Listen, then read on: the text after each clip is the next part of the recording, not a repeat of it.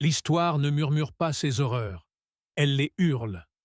Nous glorifions la guerre avec des médailles, des hymnes et des statues de bronze.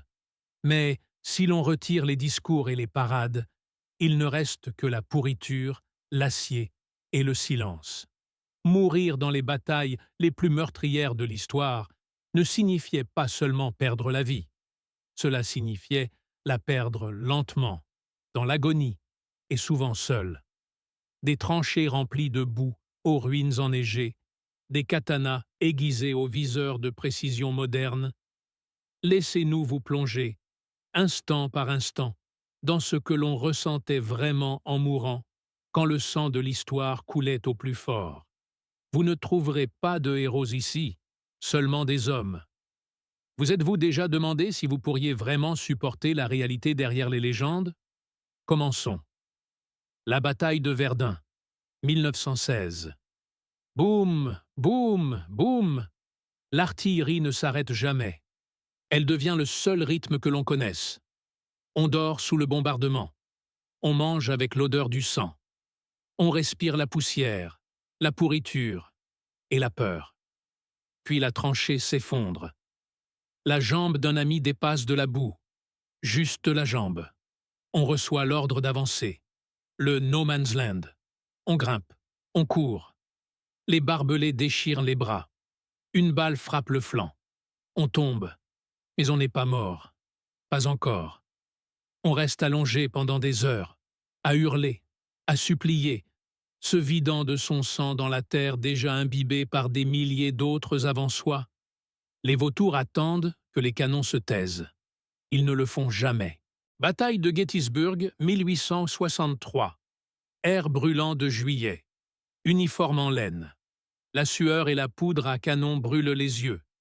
Les boulets de canon sifflent. Les mousquets tirent en ligne. On recharge. On déchire la cartouche avec les dents. On enfonce la balle. Et on s'élance. Baïonnette au canon. On sprinte en montée. Une balle miniée traverse la poitrine. On tombe à la renverse. Les poumons se remplissent. On s'étouffe. Le sang gargouille. Le soleil continue de briller. On fixe le ciel bleu pendant que le monde s'efface. La dernière pensée est que l'on n'a même pas vu l'ennemi. Si vous étiez dans cette ligne, auriez-vous le courage de faire ce dernier pas? Le siège de Leningrad, de 1941 à 1944. Pas de nourriture, pas de lumière, pas de chaleur. On se trouve dans une ville assiégée pendant 900 jours. Le pain est fait de sueur moisie. L'eau est de la neige fondue. On mâche le papier peint pour la colle. Le frère meurt à côté de soi. On n'a pas la force de l'enterrer. On s'endort une nuit et on ne se réveille plus jamais. Mourir de faim est lent, silencieux, oublié. On n'a jamais tiré un coup de feu, jamais vu un champ de bataille. Mais on est quand même mort à la guerre. La bataille d'Hastings, 1166. La colline sans le sang. On lève son bouclier. On fait partie d'un mur de boucliers, solide, inébranlable, jusqu'à ce qu'il se brise. La cavalerie normande charge. Les flèches pleuvent. Une lance fracasse le genou. On hurle. On tombe. Un cheval écrase les côtes. On essaie de ramper. Une épée s'abat. Le crâne se fend. Le bouclier ne tombe jamais. Il meurt avec vous. La charge de la brigade légère, 1854. Ordre mal compris. On chevauche droit vers l'artillerie ennemie. Canon devant. Mousquet sur le flanc. On charge quand même. On hurle. Le cheval se cabre. Un boulet de canon le fauche. On vole dans les airs. On percute le sol, étourdi. Puis des éclats d'obus dans la colonne vertébrale. On meurt en fixant la mauvaise colline. Bataille de Saipan, 1944. Jungle. Le sable hurle. On est dans un trou de tirailleurs. Les grenades pleuvent. On en attrape une, on la renvoie. Trop tard. Le bras est parti. On essaie de courir. Un tireur d'élite touche la jambe. On gît dans la boue. Les heures passent. Des fourmis rampent sur le visage. Puis le silence. Bataille de la Somme, vue élargie. Les bottes s'enfoncent à chaque pas. plus d'1 million d'hommes. Pourquoi? Pour quelques centaines de mètres. Le premier pas au-dessus du bord de la tranchée est le dernier. Un nid de mitrailleuses attend. On l'entend avant de le voir. Puis le noir. Le nom ne sera jamais lu. Le corps jamais retrouvé. Juste une croix dans une rangée de milliers d'autres. Combien de noms se sont perdus dans la boue de l'histoire? Siège de Bagdad, 1258. On est un savant, un scribe, un bibliothécaire. Puis, les Mongols arrivent. Le fleuve devient noir d'encre, puis rouge de sang. Ils brûlent les livres, puis les gens. On essaie de fuir, on est capturé, on supplie, on prie. Le crâne est fracassé par un marteau. Le nom meurt avec les parchemins. Bataille d'Antietam, 1862. Le jour le plus sanglant de l'histoire américaine. On tire, on recharge, on tire, on recharge. Puis un boulet de canon. Il frappe à 3 mètres. On ne sent pas la chaleur. On vole, tout simplement. On se réveille sans jambes. On hurle jusqu'à ce que la gorge soit à vif. Puis, on s'arrête. Bataille d'Okinawa, 1945. Pluie, boue, réseau de grottes, lance-flammes. On en jette un à l'intérieur. On entend les cris, puis le silence. Une grenade rebondit à vos pieds. On saute. Mauvaise direction. Les éclats d'obus déchirent le ventre. On passe 3 jours sous la tente d'infirmerie. Puis l'infection, la fièvre, la mort. La guerre continue. La guerre de 30 ans. L'Europe au XVIIe siècle. Peste, feu, famine. On ne meurt pas par l'épée, mais par la pourriture. Le village brûle. On s'enfuit. Des soldats vous attrapent. On vous accuse de vol, de sorcellerie. Ils vous pendent. Pas de procès, juste une corde. Guerre du Kippour, 1973. Chaleur du désert. Pas d'abri. Les chars tirent à des kilomètres. Les roquettes hurlent. On saute du véhicule. Trop lent. Un obus frappe à proximité. On vole. Puis le silence. Une moitié de soi reste dans le sable. L'autre est parti pour toujours. La guerre d'Irak, année 2000. IED. C'est tout. On est en patrouille. Puis plus rien.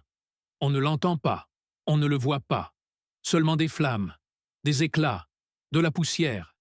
Ils trouvent des morceaux. Pas tous. Le nom devient une partie d'un mur commémoratif. Mais la guerre continue. La bataille des Ardennes, 1944. Neige, silence, puis tonnerre. Chars allemands, embuscades, artillerie. On combat dans des conditions de voile blanc. Les mains sont gelées. Le fusil s'enraye. On court, on tombe, on est encerclé. Une balle, puis 2, puis le froid éternel.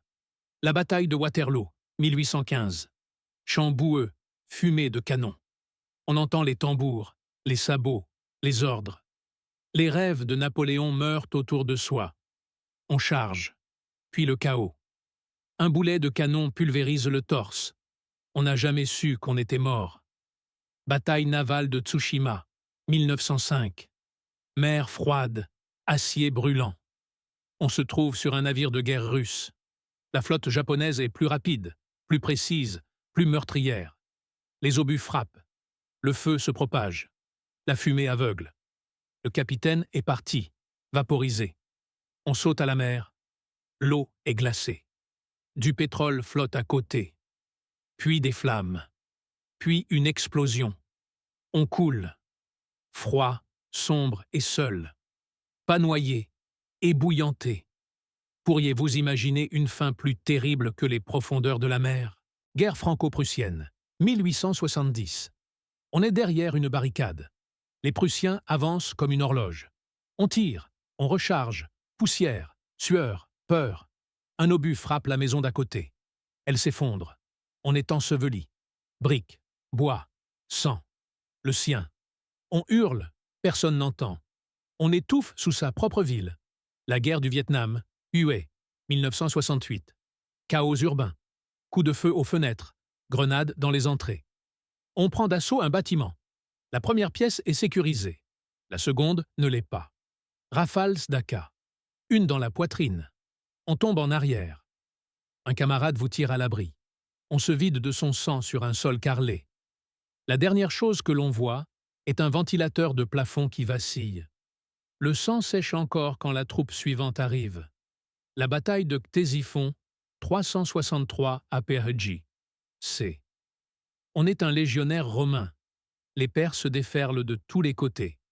Les flèches remplissent le ciel. On tient la ligne.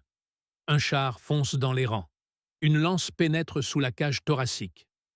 On s'effondre. Le corps est traîné sous les sandales, les sabots et l'acier. On meurt en regardant un empereur qui appelait cela la victoire. Bataille de Mogadiscio, 1993. Black Hawk abattu. La ville explose. RPG, balles, chaos. On se trouve dans un hélicoptère écrasé. On tire, on recharge, on tire. Puis, le fusil clique. Enrayé. Une machette frappe le cou. Il faut plus d'un coup. La mort est filmée, traînée dans la rue. L'histoire ne l'oubliera pas, mais pas pour les raisons que l'on espérait. Mourir à la guerre n'est pas noble. Ce n'est pas fait pour le cinéma. C'est de la boue dans la bouche, du sang dans les poumons. Des cris sans réponse. L'histoire se souvient des victoires. On érige des monuments aux généraux. Mais les mourants, les soldats, les brisés, ils disparaissent. Alors la prochaine fois que vous direz « Je mourrai pour ça », demandez-vous « Le feriez-vous vraiment ?» Car voilà à quoi cela ressemble. Pas un fracas, mais la lame d'un boucher. Lent, froid et oublié. Bienvenue dans les morts les plus meurtrières de l'histoire. À laquelle survivriez-vous? À aucune d'entre elles. Si ces histoires de disparus ont changé votre regard sur les monuments du passé, abonnez-vous et aimez notre chaîne. Nous déterrons l'histoire que l'on a tenté d'enterrer dans le silence. Honorez la vérité de ceux qui ont été perdus. La prochaine crypte de l'histoire s'ouvrira bientôt.